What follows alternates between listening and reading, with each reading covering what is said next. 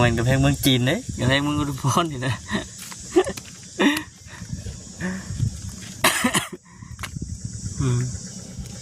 จากไหนจะว่าที่ลงค่อยนะล้มเลยนะดังโอ้ล้มเงินไปเนี่ยนะดังแหน่อยู่ให้พี่เข้าไปเบิ่งเงินต้องดาวเหมือนกันไปต้นล่มบ่เนี่ยมันเคลื่อนเด้เมื่อจะได้หายไปแต่จนคำอ๋อต้องสิได้หลุดเนาะมันเป็นได้แล้วบ้างเดี๋ยวนี้ได้ว่าเอาเนาะคอยขี่ไปเมื่อวานนี้มาหาอยู่เมื่อวานบ่เห็นได้ถ่ายใจเฮือนนั่นแล้วว่าฉันเข้าไปพุ่นเลยพี่น้องเอ้ยเมื่อคืนนี้เนาะบุกบ้านน้องดาวได้บุกเลยเมื่อคืนเมื่อวานนี่ได้ใช่อันนี้พ่อผมกินนะ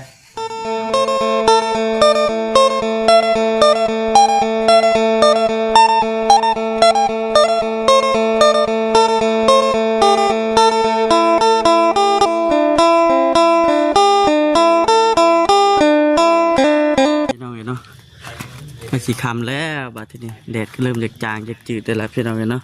เอาคนอื่นก็ทักทายสบายดีเด้อพี่น้องเด้อ FC กันเบิดสุขุทุกคนพี่น้องเลยที่พาพ่อแม่พี่น้องครับไปอัปเดตเบิ่งเฮือนน้องดาวเพิ่นก่อนพี่น้องเลยเนาะห่อนนี่เป็นเนาะลงสีทองแม่นฝุ่นบล็อกนั่นน่ะแกเสียแซ่ดูดิแม่นแกเสียใส่เอา FC ทุกท่านเอาสบายดีสวัสดีเบิดสุขุสุคนเด้อเนาะสบายดีไปเฮ็ดน่ะคุณไปนั่นเป็นน้องดาวบ่นะโอ้ทำไมยังมาเนาะเอาแล้วบัดนี้กำลังสิไปเฮ็ดงานก็ได้นี่เนาะกำลังสิผ่านกำลังสิก่อนที่บ่ก่อนป้าไปอีกคนเห็นว่าไงไปเฮ็ดงานก่อนดีกว่ากำลังว่าสิผ่านมาไต่รถอีกนี่พี่น้องไปให้คนไปยังบ่จิตโว้ยงานก่อนเอามาก็ได้มันใช่นี่เอามาจะบ้านมาเลยสิเจ้ากินได้กินเนาะกินได้แม่โอ้ไปมึงโชว์ใหญ่ไว้แท้มม่วงนี่มันแซ่บกับม่วงไปโชว์มึงโชว์บ่แซ่บไปกันแล้วผ่ามาเด้อผ่ามาเด้อน้ำลายเฮียโจกนั่นเอาพี่น้องเนาะกดไว้ก่อนพี่น้องเนาะพา FC ไปหาน้องดาวก่อนเนาะเห็นยังคือว่าเด็กพาไปหาเนาะเพราะว่าบ่คิดเห็นอยู่ในคลิปว่าเวียงเนาะ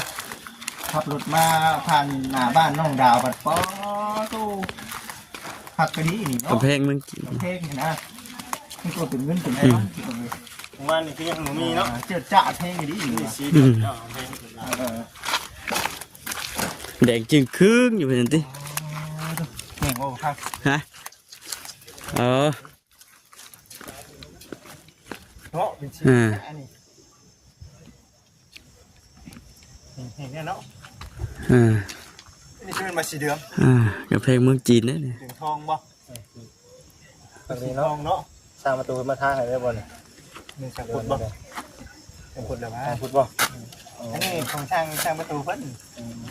นตัวท่าในช่างพุทธด้วยตัวนี่บัวนี่เป็นสีช่างพุทธแล้ว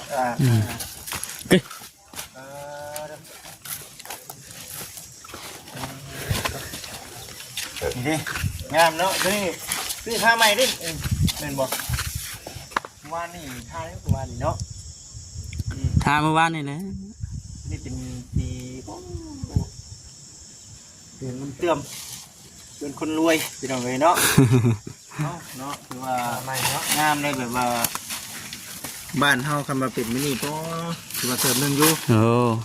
แต่ว่าทางน้องๆเพิ่นบัดด้วยก็ด้วยย้อนผู้ใหญ่เพิ่นแบบนี้นะเอฟซีไปโทรมาแบบไปเนาะโทรมาหาพี่ปานนี้สบายดีโอ้ยสบายดีเจ้าสบายดีอันนี้เป็นคนทำจิตอ๋อแม่นแล้วโดยอันนั้นจะเลยค่ะว่า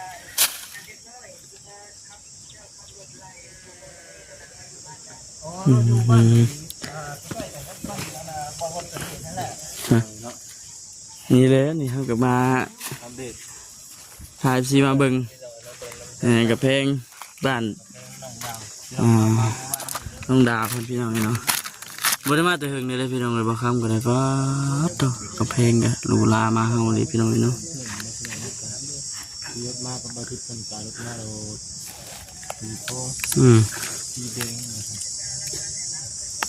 ผลึกดีเนาะวันนั้นเนาะ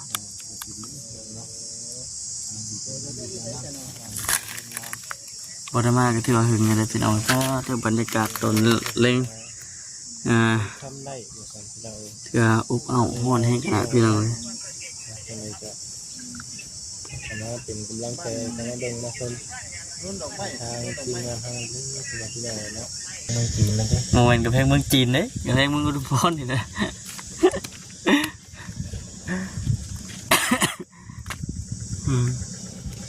อย่างไรจะบอกที่ลงข่อยนะ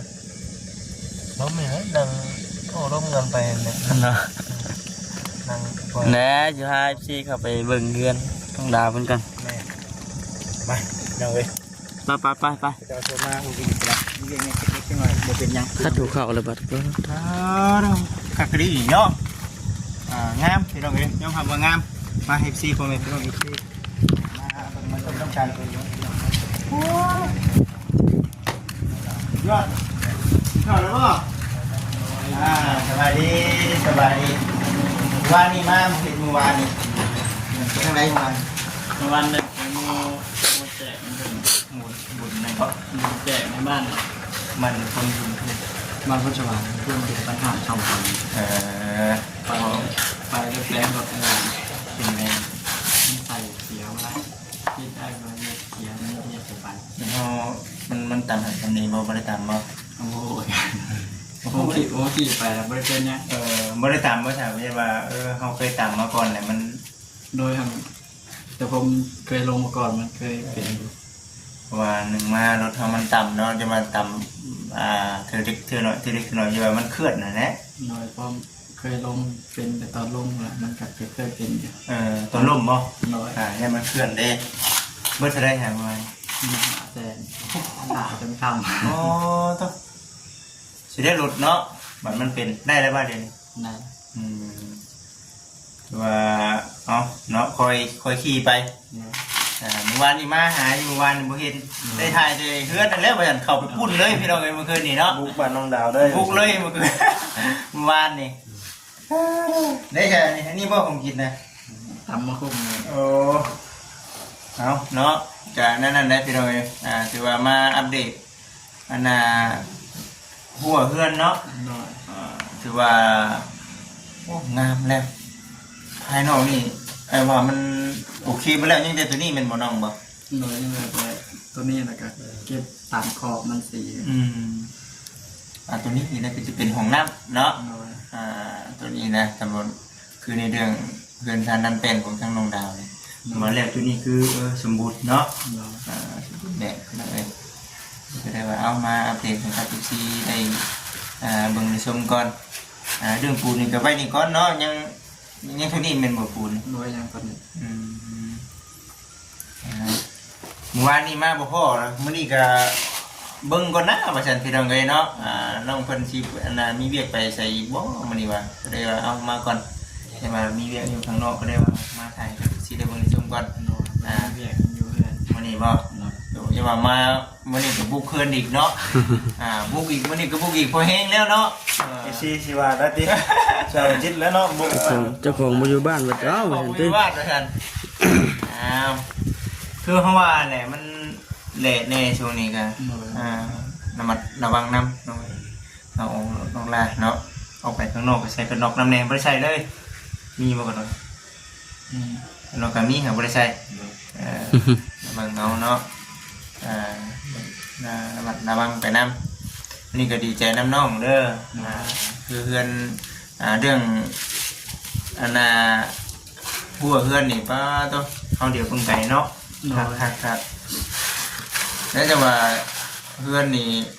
น้องเพิ่นมีเนาะก็มีย้อนนั่นน่ะผู้ใหญ่เพิ่นนะ น้อย งามก็งามย้อนผู้ใหญ่เพิ่นจังว่าคำว่าความสามารถของน้องเพิ่นเองหรือว่าเฮาเองนี่ยากเนาะ น้อย ยากแพงเติบได้บ่เบียงแบบมันแพงเหมือนธรรมดาเลยส่วนตัวเดืองนี่กับตัวขาวบัวมันน่ะคือหากระทานี่แม่นบ่ เป็นชาวบ้าน แต่ว่าตัวเดืองในขอบเด็กนี่คือมากับมัน น้อยตัวเล็กกำไรกำมัน เพิ่นเอาให้เข้ากันกับตัวเด็กเนาะ น้อย บัตรสีตัวนี้นี่ได้ไรสีตัวนี้แบบไพ่ไม่ออกคงคิดเห็นสีตัด สีขาว สีขาวกับสีตะมูนี่ สีละมัวเป็นทางผู้ใหญ่เป็น เป็นไงวะ เนื้อละครตัวสีขาวเป็นทางน้องเอง อันนี้จังว่ามันคือเขากันมันกินกันนะ นั่งกินกับขอบของกบ กินกับขบวงกบ โดยให้สีตัวนี้เข้ากับแผ่นมัสลาด ได้แม่นั่นน่าจังว่าคือ ต้องเข้ากับแผ่นมัสลาดเลยแต่กำลังกระซี ออกไอเดียคือคักแท้ว่าสันทนาพี่น้องเลยยันว่า ตะกี้แหละทั้งผู้ใหญ่ทอดให้เอาสีนิตัดแต่ทางน้องมันบวกเข่ากันให้เอาสีขาวตัดแล้วมันจะเข้ากับวงกบ วงกบห้องประขอบขาวเนาะ วงกบมันก็ขอบขาวแล้ว เห็นบอกพี่น้องเลยเนาะก็คือจะได้ว่าสิตัดแบบไหนนะ โดย ก็มาตัดแต่แบบสีน้องมันในชื่อเนาะสีนี่ชื่อมันคือสีอีกแบบนึงเนาะ โดย สีเข้มกว่าตัวนี้ใช่สมมติว่า โดย มันก็เข้าได้แบบนึง โดยเข้าเป็นคนนึงเลย แต่ว่าตัวนี้มันสิเจิดกว่าเด้มันเข้ากันกับไมเซล่าอยู่ทึ่งเนาะ เขาคอยวันไกลนะเข้ากันอยู่ อุ้ยขันอย่างนี้พี่น้องงามผมจิตเลยว่าไปออกไอเดียนี่เนาะไม่ใช่หรือว่าเข้ากันอยู่ในเรื่องการท่าสีเนี่ยโอ้ยคำว่าท่าสีเพื่อนงามอยู่แต่ว่าท่าสีบ่เข้านี่ก็อีกเป็นเรื่องได้ในการตัดสีของมันเนาะ มันจะอยู่ที่เขาตบแต่ แม่นถือว่าเข้ากันอยู่ลองเป็นในเรื่องนี้ต้องบ่จิตยอมรับว่าเก่งอยู่ได้พี่น้องเอ้ยเนาะเพราะผู้ใหญ่เพิ่นเบิ่งอยู่ในคลิปแล้วเพิ่นก็ขึ้นออกน้ำเนาะคิดให้น้องเพิ่นนำแบบนี้เลยใช่ไหม คิดสีเนาะ วันนี้มีแต่ตัวอันนี้เนาะบัดนี้เนาะในเรื่องบนจุไฟเนาะบนจุไฟบนหนึ่งถอนหนึ่งน้ำตัวนี้จ้ะยังบนทันเดือดเชื่อตอนนี้สร้างคนได้มา บ่เห็นมันเห็นไม่ค่อยเยอะเลย มันมาเนาะสร้างคนโมมาพี่น้องวันนี้เนาะเรียกและเป็นหนึ่งก็ได้เนาะและเดี๋ยวเพิ่นมาเพิ่นแหละพี่น้องเลยเพิ่นอาจจะมีเวียกของเพิ่นเดี๋ยวเพิ่นได้หัดเวียกเพิ่นจะได้เวียกเพิ่นก็สิมาเนาะแต่ว่าเวียกของเพิ่นคือหยังก็เฮาให้เห็น ถ้าสีใช่ตั้งเสา ถ้าสีตัวนี้ ถ้าสีบัวเสายังบ่ได้ ยังไม่ได้ ยังบ่ได้แล้ว นี่น่ะตัวไหนเนาะ ตัวใหญ่บ่ เอ้า ง่ายแหละก็เก็บสี ยังบ่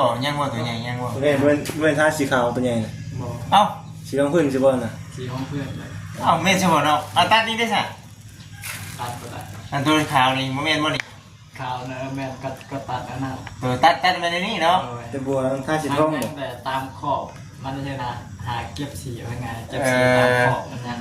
ส่วนขอบขาวนี่แม่นเนาะ น้อย แต่ว่าตัวนี่เป็นเฮาใช้สีหยังก็สีบัวใหญ่นี่ บัวใหญ่กับสีกันกับบัวน้อย โอ้ สีทอง ท่านบ่เนาะคิดว่าเป็นอันเดียวกันหมดเลยพี่น้องเอ้ยน่ะเนาะคิดว่าเป็นตัดกันเนาะ เที่ยวสีขาวตัดติ นี่ว่าสีขาว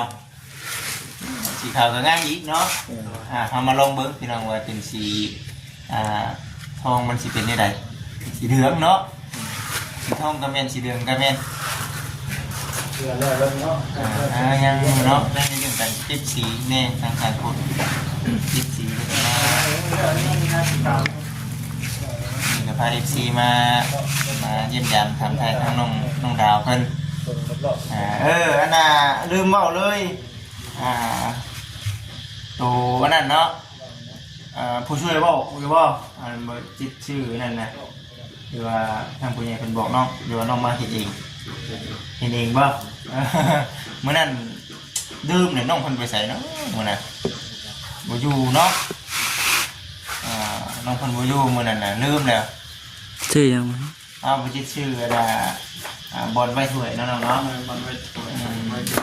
บอลใบถ้วยบอลใบเบื้องแม่นมื้อเดียวกันมื้อเกิดอุบัติเหตุนั่นแหละมื้อนั้นแหละ โดยเมื่อเดียว มื้อเดียวกัน ให้ออกไปยักหนึ่งเลยเนาะ แม่น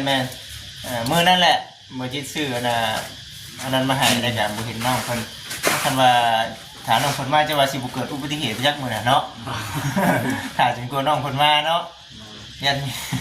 เอาไปก่อนติ เอาผ้าได้บ่โอ้ยเดี๋ยวมันค่ำว่าซั่นเดี๋ยวนะเมื่อก่อน ได้บ่ได้บอกให้กับน้องจักมื้อนั้นมีอันน่ะแนววางถ้วยแน่บนกาตาใส่ถ้วยน้ำแน่เนาะฟังเสือเด็กเด้พี่น้องเดี๋ยวมาบอกน้องเพิ่นน้ำดังก็คือทางเป็น APC เพิ่นเนาะ APC เพิ่นได้ให้ทำจิตชื่อตอนนั้นก็ได้อันนี้ก็ว่าทางเบิ่งไปบัดนี้ก็ได้เนาะในส่วนตัวของน้ำเฮานี่แหละก็บ่ได้เด้งเด้อพี่น้องเด้อเนาะก็บ่ได้เด้งดอกมีแต่ว่าเรื่องของน้ำมันมีสามารถตัวนี้เขาก็เบิ่งแต่ก่อนว่าสิเฮ็ดได้ใดตัวนี้ก็ยังเดี๋ยวจังว่ากันอีกเทื่อเนาะตัวนี้เนาะคนแรกก็จนกลัวทั้งสร้างเพิ่นจนกลัวทั้งน้องๆเพิ่นไล่เฮ็ดเวียกต่างๆให้มันเร็วไปพุ่นแหละเนาะเขาก็จังว่ากันอีกเทื่อคือทางบริษัทเองก็เดี๋ยวสร้างมันเฮ็ดเดี๋ยวสิมาอัปเดตให้กับซีได้เบิ่งในชมไปนำกันที่เราไปนี่ก็ได้ขอบคุณนะบ่อยากกินมะม่วงนี่เนาะเบิ่งครั้งแล้วนี่เนาะกินได้มะม่วงกินได้บ่อ๋อเห็นน้องจ้อยมาเพิ่นน้องจ้อยเหมาแกงได้เนาะเมื่อวานก็กินเมื่อวานจะมาอยากไปได้เนาะไปใส่ได้เนาะไอ้กับบริมีอย่างมาผ่านตอนเนี่ยมาอัปเดตให้กับซีได้เบิ่งในชมนี่แหละพี่น้องเอ้ยมื้อนี้น้องเพิ่นอยู่เฮือนอยู่เมื่อวานนี้บุกเลยเมื่อวานนี้เนาะถึงเจ้าสิอยู่บ่อยู่ก็บุกเป็นจังบ่อยู่คือบ่ล็อกแน่น้องเอ้ย หลอกทั้งผู้ซอยมันมาล่าสีเลย บ่ มันปรับเป็นยาเห็ดอยู่เห็ดกินอย่างตอนเขามันเขาเห็ดกินเลยนะ เจ็ดคน เลยเลยหรอก น้องดาบอกเจ็ดคนแล้วพี่น้องเอ้ยเนาะก็ยังคิดอยู่ว่าคันเฮาบ่อยู่นี่เฮายันของ ทั้งเรื่องกระทำทั้งผู้ซอยไปทาพื้นประมาเห็ดทาดอกทาสีแล้วทั้งน้องไปสีได้หลอกเดือนอันนี้เป็นมาทาสีทั้งน้องไม่ได้หลอกถ้าทั้งน้องหลอกแล้วคนที่เห็ดอยู่เห็ดกินไม่ได้อะ เนี่ยเมื่อวานนี้ผู้ช่วยมาอยู่เนาะ วันนี้คนมา แต่ว่าน้องเพิ่นก็ล็อกคอบอีกเนาะก็ยังคิดอยู่เนาะว่าน้องเพิ่นมือเพิ่นคือบ่ล็อกแน่สัญญาณแนวมันสิ่งที่เฮาย่านไว้นี่เนาะของสำคัญนั่นก็เอาไปนำเอามาได้นั่นก็ได้เอามีแต่คือว่าแน่เนาะก่อนสิเราเพิ่นก็เดี๋ยวถามเพิ่นผู้ช่วยกระทักเนาะ ถามคนก่อนตอนบางทีทั้งน้องหลอกเดือนคนมาเห็นน้องนี่ชอบเป็นอยากกินขอกินเผาไปกินให้ เมื่อวานนี่ก็เป็นได้ยินอยู่วันนี้ก็เก็บอยู่อันเป็นครัว เพราะว่าคนกินกันอยู่ตู้คนเดียว เนาะ หนูหลอกเป็นเผาเนี่ย จูพื้นจูไฟก็เห็นแล้วฉันเห็นอยู่กินแต่ปุ๊บเป็นอยู่เพื่อนน้องดาววันนี้เป็นวันนี้มาก็เอาอย่าเพิ่นไปสายเดียวมืออื่นเดี๋ยวง่ายมาบิดไม้คือเก่าเนาะจังหวะกันดีเชื่อพี่น้องเลยมีเจอให้ทั้งน้องตามสบายเลยโอเคไปน้องสบายดีสบายดี ทางกดไทย โอเคเอาโอเคน้องได้หลายไปหักสิไปกินน้ำม่วงก่อนได้เนาะไปกินน้ำกันบ่ไปสันเดฟซีทุกท่าน ไปพี่น้องเนาะจำในการมีแต่ว่าสิจบคลิปก่อนเด้อพี่น้องเด้อเนาะสบายดีพี่น้องเอ้ย